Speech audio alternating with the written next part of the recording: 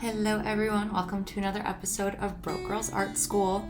In today's episode, I'm actually going to be talking about some mental health stuff related to like spirituality and all that. So if you're just interested in the art videos, then you can go ahead and click off this one. But if you want to hear about my personal experiences, then feel free to stick around. But yeah, let's get into it. So I think that there is a very big stigma around mental health, and that makes it very hard when people go through experiences because it's, so shunned and not talked about that family members or your friends, whoever, they really have no idea what's happening to you and they might not know how to handle the situation properly. So yeah, I'm just gonna share some of my experiences. In this video, I'll probably make a couple more, just in the hopes of helping other people that might be going through something similar, who, might be confused about what they're going through. And I want everyone to know that they are not alone in their experiences, and everything that happens to you shapes you and molds you into the person that you're supposed to become. So anyway, that's my little bit. So let's get into it. I'll kind of start from the beginning and then I'll revisit this later. But when I was about 18 years old, I just graduated high school and, going to music festivals for the first time, all that fun stuff. And the first one I went to was great. I dabbled with psychedelics a little bit. I took a tab of LSD and had a really transformative, great experience. Just remember feeling super connected to, the earth and everyone around me, and it was a really good first experience. But later that summer, probably like 6 months down the road, or however much time in between, I'm not sure. But I went to another music festival, did some more acid because it was a great experience and I, thought I was in a safe space. But I had taken off and I didn't really know how to bring myself back down. I had one of those crazy blast off experiences, and me just being, a young, ignorant 18-year-old with hardly any spiritual research or anything like that. I had this crazy blast off moment, and then I just kind of stayed in that headspace afterwards. Like I didn't really come back down to my normal self. And I can go deeper into that experience. If you guys want to hear more about it, let me know. But anyway, what I wanted to get to in this video was the cautions that you should take if you're trying to practice or learn about Kundalini, especially if you are somebody that is prone to like heightened energetic states, or if you've ever experienced mania or anything like that. You should definitely tread lightly when studying this practice. I have quite a few books on Kundalini. I read a bit about it, and about 2 years ago, I was practicing it pretty heavily, but I didn't have a teacher or somebody to guide me through my experience.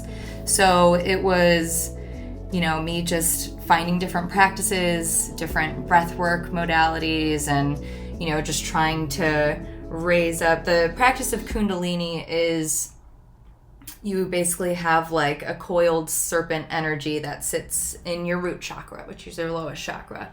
And the point of it is to unblock anything that you might have going on in your chakras. If you have any energetic blockages or trauma that you need to heal, or anything going in your life can affect your energetic body. So anyway, I was practicing Kundalini quite a lot. Didn't really have a teacher. I was just reading my books and doing a bunch of mantra work and meditation and breath work, all this stuff. And for a while, it was a very, very highly spiritual time for me. But that slowly kind of snowballed into a manic psychosis, where I did get put in the psych ward, and it just, I really think was a spiritual experience that I didn't know how to put the brakes on. Because at the beginning of it, and I kind of think that people saw it coming because, my thoughts were running so quick. You're talking really fast. You have this explosive energy when you're in a manic or highly spiritual state even. And I remember like leading up to that, people would approach me all the time like, oh my God, you have like this amazing energy about you. Like you just have, your aura is just so strong and so bright, right? And then I started thinking, you know, everything is not a coincidence. Like every person that you meet, you are meant to meet for a certain reason. And, you know, that mindset of like synchronicities and that kind of thing can be a little bit dangerous for somebody that is dabbling in really the hardcore energy work, honestly. So my main warning that I want to give people is just to really treat this practice with respect. It's not something that you can just, I mean, some people probably read these books and do these practices and can achieve the state of being that they want to be in, but for people like me who went a little bit too quick and didn't know how to pump the brakes, it was hard for me to come back down. But yeah, after going through that psychosis, and of course when you go in the psych ward, they're trying to just shove all these pills down your throat to calm you down. And I said from the beginning, I am not going to be taking medication after I leave this place. Like, I'm not crazy and I'm not gonna dilute myself because my experiences weren't up to your normal standards. So, you know, it's been 2 years since then. I haven't been dabbling in breath work and all that stuff. I have my other spiritual practices, but this is something that I need to tiptoe around for sure. But yeah, it's been 2 years for me since my last episode, and I haven't had any bouts with depression, psychosis, all that stuff. I even went to somebody to get a diagnosis because I was never diagnosed as bipolar or anything along those lines. It was just, oh, she did drugs and now she's in a manic psychosis. Anyway, so I went to get a diagnosis, and the guy that was actually doing it for me was probably the coolest person I've ever met within the mental health fields. He actually had some trust in me and revealed to me that he was like pagan after I started talking about my spirituality stuff. So right off the bat, the fact that he shared that with me, and I knew that he, you know, wasn't just looking at me from a clinical point of view, but also entertaining the spiritual side.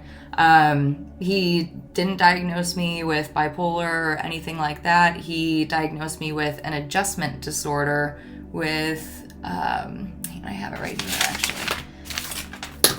An adjustment disorder with disturbance of conduct. Because also at both of the times that I went into my psychosis were very, very stressful and pivotal times in my life.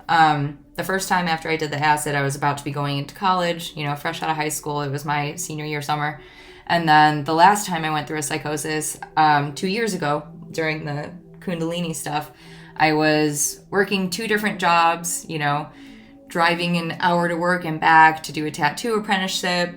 So I was not only trying to build myself a clientele and a whole new career and skill set, but also working to pay my bills and also trying to awaken myself spiritually. So I think I just overwhelmed myself and then had a bit, you know, my brain just kind of broke down. So honestly, I don't disagree with that diagnosis, but I do think that there are a lot of spiritual ties to it. And it even says in these books here, I wanted to show you guys, they do have like warnings in here. Yeah, I'll read it. Hang on.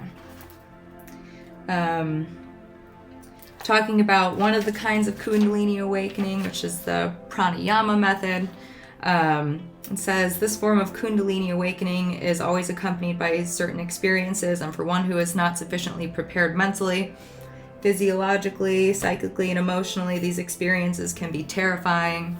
On another, there's actually a whole chapter on Kundalini and madness. Another passage here, people who are shown to be crazy relative to the norms of our society are locked up until they are better.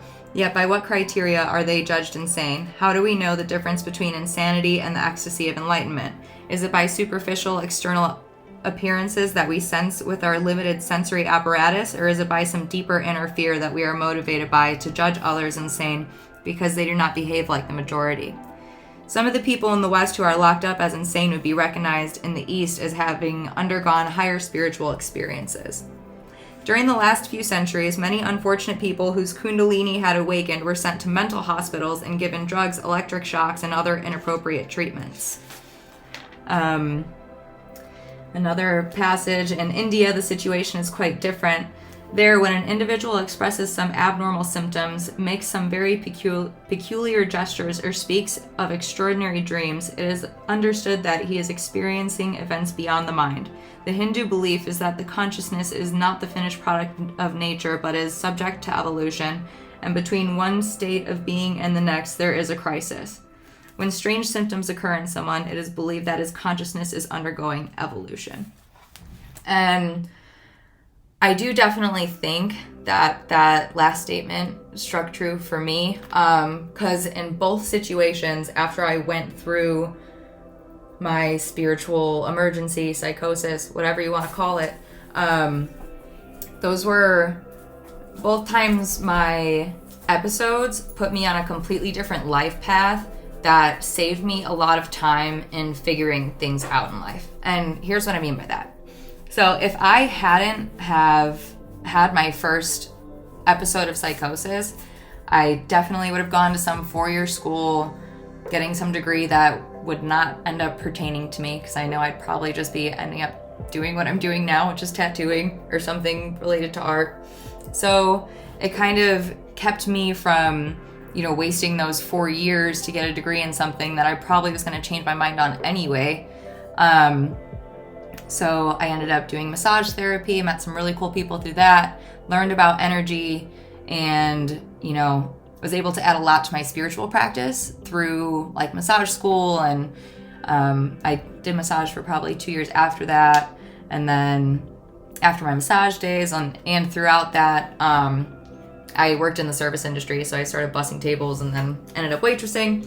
Anyway, and then the last episode of psychosis that I had, which was 2 years ago while I was in my tattoo apprenticeship and waitressing, the environment at the tattoo shop that I was at had started to become a little bit toxic for me. Mostly because I'm a little baby, and if I know that people are talking shit about me, then I have too much anxiety to walk into work knowing that I'm being around people that don't want to be around me. So, it didn't help that my boss would tell me every time somebody said something bad, so then I have to go to work knowing what all these people said behind my back. But anyway, so that was a situation that, I felt like I couldn't really get out of unless I went through this crazy psychosis experience. Because, my mentor tried to even get me to sign a 5-year contract to be there. And so, I knew that it was expected of me to stay in a situation that I wasn't even necessarily happy with. Hi, Gemma girl. It's my baby Gemma. But, so I had that episode of psychosis, and then I was in the hospital for, I think it was 11 days. And, once I was out, I was I just said to my boss and everybody at the shop, I said, obviously, mentally, I just can't take this pressure right now, and I think it would be best for me to continue my career elsewhere. So I did. And no hate on them. I mean, they're good people, but it just wasn't a good situation for me at the time. It was just a little bit too stressful mentally. So now I'm working with my boyfriend, because he's also a tattoo artist in his shop. And it's mostly just me by myself, and that's the way I like it. And it's just a lot less pressure, and going through that experience gave me almost the strength to stand up for myself and be this isn't healthy for me emotionally. So honestly, I'm thankful for both my experiences, because in the long run, even though, I really scared the shit out of my family and my friends because they had no idea what was going on with me, psychosis is a scary thing and it's not talked about enough.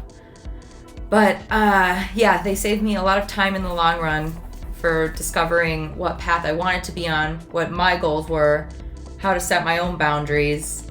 And since then, with my spiritual practices, I've been taking things a lot more slowly and intuitively, and I'm not trying to push to get to a certain state of consciousness. I'm not trying to leave my body. I'm just trying to, pick up the signs and learn about the stuff that I want to learn about. And I'll make some other videos about spirituality and the things that I'm learning, because it might help other people that want to learn about that stuff too. But yeah, if you're somebody that has experienced psychosis or maltreatment within a medical setting, I feel you. My first bout of psychosis, when I went to the hospital, they put me on probably 6 to 8 different medications to try to calm me down. I was on Haldol, Trazodone, Ambien, Ativan, Zyprexa, and I think there were 1 or 2 more, but it was like 7 years ago now, so I don't really, or no, it was more than that. It was almost 10 years ago, 9 years ago, something like that. It's crazy how time flies. But yeah, so they put me on that crazy cocktail of meds, and after that first time around, I got off most of the medications, but my doctor insisted that I stay on Zyprexa, and that made me gain like 70 pounds. I was a walking zombie. Every minute being on this earth was agony for me, and I just didn't want to be here anymore. And I've never felt like that in my whole life. But I'm also someone that's very guarded, and being in a vulnerable state of not wanting to be here, even though like I had those strong emotions, like I couldn't bring myself to say that to my doctor or my mom or like it was just something that really, really hurt me emotionally, spiritually, physically, everything. And then after I weaned myself off of the Zyprexa, I was not on medication for 4 or 5 years. And then I got into the Kundalini stuff, and that's when I had my second bout with psychosis. But yeah, it's tough because meds are good and necessary for some people, but sometimes they're not. And these doctors don't know anything about, spirituality, mysticism, or anything like that. And they'll just keep giving you pills until they see calm. And it's like they're not trying to help you fix your traumas or help you work through whatever might have put you in this bad mental state. So I think, yeah, there's definitely a lot that needs to be done to enhance the mental health and psychiatric field. I mean, honestly, all of modern medicine is pretty sad how doctors are trained these days. But like I said before, the whole purpose of me making this video is just to put out a friendly warning and to let people know that they are not alone in their experiences, and that it's okay, and you should be thankful for every experience that you have on this earth, because it is only making you stronger. It is only making you realize more about your own mind, your own energetic self, your own physical self. It's all gonna end up helping you in the end. And it's important to value and cherish and be grateful for every single lesson that you learn, no matter how hard or the cost. So if you guys stuck around this far, thank you. This is something that I'm just now starting to be comfortable sharing because it is so stigmatized. So if you have any questions about my experience, feel free to drop a comment, ask me, or send me a personal message through one of my Instagram accounts. I hope this video helped some of you, and I hope some of you someday will want to talk about and share your experiences as well. Sending love to all of you.